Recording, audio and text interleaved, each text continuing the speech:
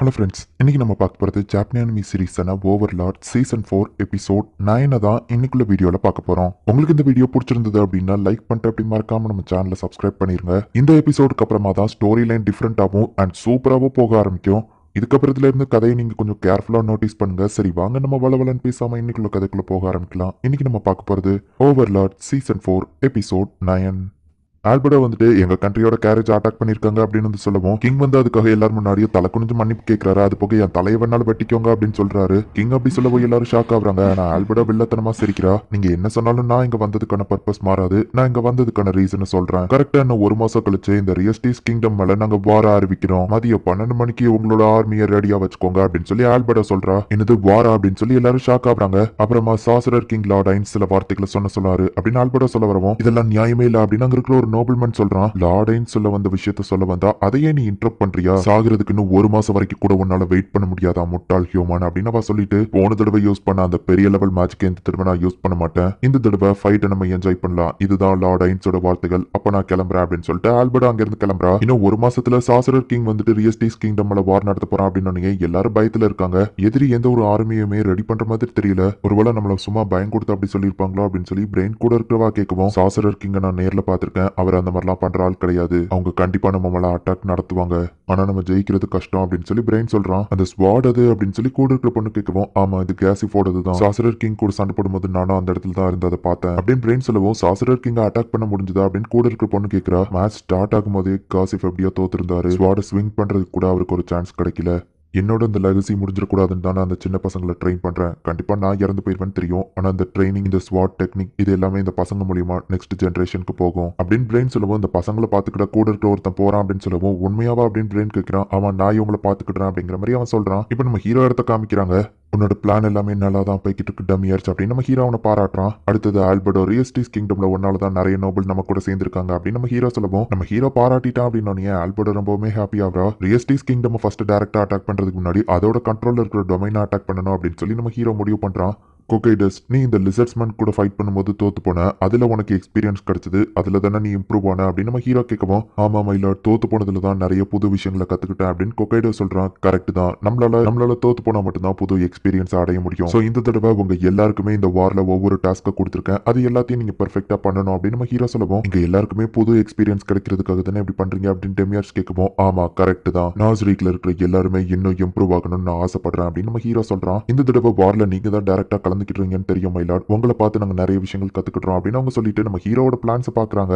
First board city attack பண்ண போறோம். ஆனா அந்த இடத்துல நிறைய அட்வென்ச்சரர்ஸ் இருப்பாங்க. கம்மியான ஆளுங்களை தான் நீங்க அங்க அனுப்பியிருக்கீங்க. இது போதுமா அப்படின்னு அவங்க கேட்கவும் நடக்க போறத பொறுமையா பாருங்க, அதுக்கப்புறம் உங்க ஒப்பீனியன் சொல்லுங்க. அப்பவும் உங்களுக்கு புரியலன்னா நான் என் பிளானை எக்ஸ்பிளைன் பண்றேன் அப்படின்னு நம்ம ஹீரோ சொல்றான். இப்போ மத்தவங்க எல்லாம் ஒரு விஷயத்த பார்த்துட்டு இருக்காங்க. ஆனா நம்ம ஹீரோ ஒரு பிளாஷ்பேக்கை யோசிச்சு பாக்குறான். நாசரிக்கோட 5th ஃப்ளோருக்கு இப்போ நம்ம ஹீரோ போறோம். ஆக்சுவலி ஆல்பர்டோட சிஸ்டரான நெப்ராடாவை தான் நம்ம ஹீரோ இப்ப பாக்குறதுக்காக போயிட்டு இருக்கான். ஆல்பர்டோக்கும் அவ சிஸ்டருக்கும் ஆகாது. நான் இவ்வளவு பார்க்க வந்தாங்கிறது ஆல்பர்டோ கிட்ட சொல்லலாமா இல்ல வேண்டாமா, வருத்தப்படுவா அப்படின்னு சொல்லி நம்ம ஹீரோ யோசிக்கிறான். இப்போ நெப்ராடோ இருக்கிற ரோம செபஸ் திறக்கிறான். நம்ம ஹீரோ உள்ள போய் பாக்குறான். மை லார்ட், என்ன பாக்குறதுக்காக இவ்வளவு தூரம் வந்ததுக்கு ரொம்பவும் தேங்க்ஸ் அப்படின்னு சொல்லி அவ சொல்றா. எதுக்காக என்ன நீ பாக்கணும்னு சொன்ன அப்படின்னு சொல்லி நம்ம ஹீரோ கேட்கவும் ரியஸ்டீஸ் மேல வார் தொடுத்து நிறைய மக்களை கொல்ல போறீங்கன்னு கேள்விப்பட்டேன். ஆனா கொல்லாம இதை பண்ண முடியாதா அப்படின்னு சொல்லி அவ கேட்கவும் இந்த விஷயத்துக்காக தான் நீ என்ன கூப்பிட்டு ஃபர்ஸ்ட் உன்னோட சுப்பீரியரான கொகைடஸ் கிட்ட இதை நீ பத்தி பேசியிருக்கலாமே, அதுக்கப்புறம் தானே என்கிட்ட பேசணும். கொகைடஸோட டெசிஷன் கேட்காம நான் எதுவும் பண்ண முடியாதுன்னு நம்ம ஹீரோ சொல்லுவோம். எனக்கும் அதே தான் தோணுது மைலாட் அப்படின்னு சொல்லி அந்த டார்க் ஃபேஸ் சொல்றா. ரூஃபோட சுப்பீரியர் நீதா சபஸ், அவ சொல்றத பத்தி நீ என்ன நினைக்கிற அப்படின்னு கேட்கவும் எனக்கும் அதே ஐடியா தான் மைலாட் அப்படின்னு சபஸ் சொல்றான். ஹியூமன்ஸ் மேல இறக்கம் கட்ட எந்த ஒரு ரீசனுமே இல்லையே நம்ம ஹீரோ சொல்லுவோம். இல்ல மைலாட் இருக்குது, அந்த ஹியூமன்ஸை நீங்க உயிரோட விட்டீங்கன்னா சில யூஸ்ஃபுல்லான விஷயங்கள்லாம் இருக்குது அப்படின்னு நம்ம ஹீரோ கிட்ட சில பிஸ்கட்டை கொடுத்து இதை சாப்பிட்டு பாருங்க அப்படின்னு கொடுக்குறாங்க. இது ஹியூமன்ஸ் மேக் பண்ணதுதான் ரொம்பவே டேஸ்டியா இருக்கு அப்படின்னு சொல்லி நெப்ராடோ சொல்லவும் சரி நம்ம ஹீரோவை எடுத்து சாப்பிட்டு பாக்குறான். ஹியூமன்ஸ் இம்ப்ரூவ் ஆயிட்டே போறாங்க. சோ அவங்களை நம்ம உயிரோட விட்டா நமக்கு லாபம் இருக்கும் அப்படின்னு சொல்லி ரூஃபோ நெப்ராடோவும் சொல்றாங்க.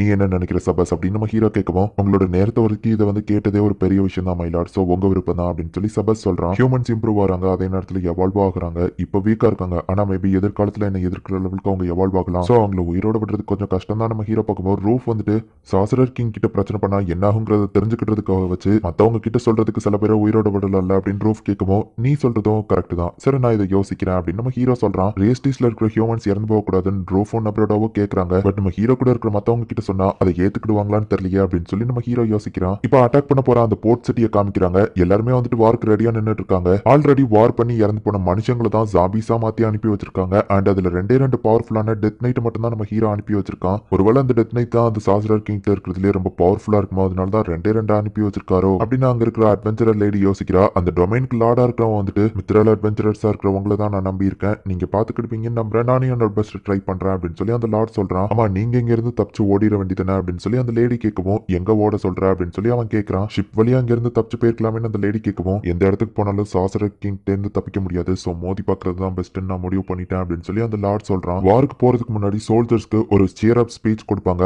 அதை போய் இப்ப அந்த லார்ட் பண்றான். மித்ரல் அட்வென்ச்சரர்ஸ் நாங்க இதை பாத்துக்கிடுவோம் அப்படின்னு சொல்லி அந்த லேடி சொல்றா. இந்த அட்வென்ச்சரர்ஸ் அண்ட் சோல்ஜர்ஸ் எல்லாருக்குமே ரிவார்ட் வழங்கப்படும் அப்படின்னு சொல்லி அந்த லார்ட் சொல்லவும், அந்த அட்வென்ச்சரர்ஸ்லயே பிரீஸ்ட் மாதிரி இருக்கிற ஒருத்தி, எனக்கு இந்த பணத்து மேல எல்லாம் இன்ட்ரெஸ்ட் இல்ல, அதுக்கு பதிலா உங்ககிட்ட ஒரு சூப்பரான ஸ்வாட் இருக்குன்னு கேள்விப்பட்டேன் அப்படின்னு சொல்லவும், இந்த ரெயின்போ ஸ்வாட் 5 எலிமெண்ட்ஸை கண்ட்ரோல் பண்ணுமே அதுவா, ஆனா அது என்னோட ஃபேமிலியோட ப்ராப்பர்ட்டி, ஃபேமிலியோட பாரம்பரியங்கிறதுனால மத்தவங்களுக்கு கொடுக்க முடியாது அப்படின்னு நம்ம சொல்லிட்டு, வேணா என் பையனை கல்யாணம் பண்ணி என் ஃபேமிலிக்குள்ளவா நான் உனக்கு தாரேன் அப்படின்னு சொல்லி சும்மா கிண்டலா சொல்றான். அந்த பிரீஸ்ட் நாங்க தான் கல்யாணம் பண்ணுவோம் அப்படின்னு சொல்லி கூட்டத்தில் இருக்கிற சில பேர் கத்துறாங்க. உங்களோட மூத்த 2 பசங்களுக்கும் கல்யாணம் ஆயிடுச்சு, 3வது இருக்கிறது பொண்ணு, சோ பொண்ணு என்னால கட்ட முடியாது, நீங்க எந்த பையனை சொல்றீங்க அப்படின்னு கேட்கவும், என்னோட பசங்களை பத்தின டீடைல்ஸ் நீ எதுக்காக தெரிஞ்சு வச்சிருக்க, ஆப்வியஸா என்னோட 3வது பையனை தான் கல்யாணம் பண்ண சொன்னேன் அப்படின்னு சொல்லி அந்த லார்ட் சொல்றான். உங்க 3வது பையனுக்கும் எனக்கு 2 வயசு தான் டிஃபரன்ஸ், எனக்கு அவனை கல்யாணம் பண்ண ஓகே தான் அப்படின்னு சொல்லி அவ சொல்றா. ஹே, உண்மையை சொல்லு, உனக்கு தேவையானது அந்த ஸ்வாடா இல்லன்னா என் பையனா அப்படின்னு சொல்லி அந்த லார்ட் கேட்கறான். உங்க பையன் தான் அப்படின்னு சொல்லி அந்த லீடரா இருக்கிற லேடி சொல்றா. சரி, தயாராகலாம் அப்படின்னு அந்த அட்வென்ச்சரர் லேடி சொல்லுவோம், அந்த லார்டும் எல்லாரும் தயாராகுங்க அப்படின்னு சொல்றான். இவங்கெல்லாம் 100 ஜாம்பிஸ் அப்படிங்கிறதுனால உங்களோட எல்லா அட்டாக்கையும் பயன்படுத்துங்க,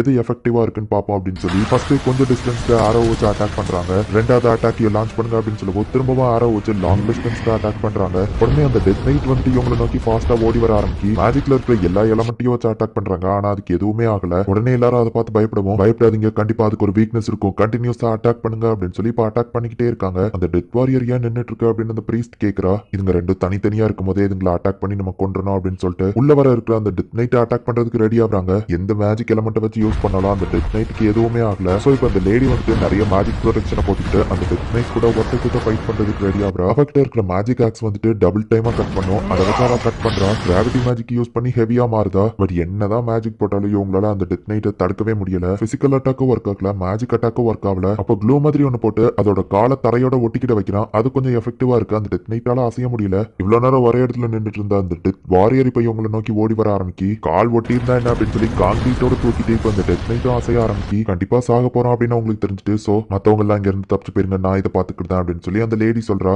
இன்னொருத்தனும் அவ கூட ஃபைட்டுக்கு ரெடியா நின்னுட்டு இருக்கான். அவ்வளவுதான், சாக போறோம் அப்படின்னு சொல்லி இவங்க ரெடியா இப்ப ஃபைட்டுக்கு நின்னுட்டு இருக்கும்போது பார்த்தா திடீர்னு டெத் நைட்டை யாரோ ஷூட் பண்றாங்க. டெத் நைட்டுக்கும் அது வலிக்குது. ஒரே அட்டாக்ல ஒரு டெத் நைட்டை கொண்டுட்டாங்க. பார்த்தா ரெட் சூட்ல ஒருத்தன் நின்னுட்டு இருக்கான். வாரியர் நைட் கத்தி தூக்கி போட்டுமே அவன் ஆர்மருக்கு எதுவும் ஆகல. அந்த டெத் வாரியரையும் ஒருவன் கொண்டிருக்கான். அவர் கழுத்தை பாருங்க, அவர் ஒரு அரமண்டியம் அட்வென்ச்சரர் அப்படின்னு ஒருத்தன் சொல்றான். அட்வென்ச்சரர் இன் ரெட், ஒருவேளை ரிமிலியன் டிராப்பை சேர்ந்தவனா இருப்பானா அப்படின்னு சொல்லி அந்த பிரைஸ் பாக்குறா. இப்ப அவன் அங்க இருந்து பறந்து போயிருக்கான். ஒரே அட்டாக்ல அந்த 2 பேரையும் கொண்டுட்டாங்களான்னு எல்லாரும் பாக்கணும். எல்லாம் என் பிளான் படி தான் போய்கிட்டு இருக்கு அப்படின்னு நம்ம ஹீரோ சொல்றான். இந்த இடத்துலயே இந்த எபிசோட் முடியுது. சோ இந்த ரீசனுக்காக தான் நம்ம ஹீரோ வந்துட்டு அவனோட ஃபுல் ஆர்மியாவும் அனுப்பாம கம்மியான ஆர்மியா அனுப்பி வச்சிருக்கான். ஃபர்ஸ்ட் இது ஒரு கேமா இருந்திருக்கும், நம்ம ஹீரோ வந்துட்டு இதுல ஒரு பிளேயரா இருந்திருப்பான். இந்த மாதிரி பிளேயரா இருக்கிறவங்க தான் ரொம்பவே பவர்ஃபுல்லா இருப்பாங்க. அந்த மாதிரி இந்த யாரோ ஒருத்தர் ஷெல்டியரை மைண்ட் கண்ட்ரோல் பண்ணிருப்பாங்க. இப்போ இந்த ரெட் சூட்ல வந்தவனும் கண்டிப்பா ஒரு பிளேயருங்கிறது நம்ம ஹீரோக்கு கன்ஃபார்ம் ஆகுது. மேபி இவன் தான் வேர்ல்ட் ஐட்டம் யூஸ் பண்ணி ஷெல்டியரோட மைண்டை கண்ட்ரோல் பண்ணிருக்கலாம். இதுக்கப்புறம் தான் கதை இன்னும் வேற லெவல்ல சூப்பரா போகும். ஸோ மிஸ் பண்ணாம பார்த்து என்ஜாய் பண்ணுங்க. அண்ட் உங்களுக்கு இந்த வீடியோ பிடிச்சிருந்தது அப்படின்னா லைக் பண்ணிட்டு அப்படி மறக்காம நம்ம சேனலை சப்ஸ்கிரைப் பண்ணிருங்க.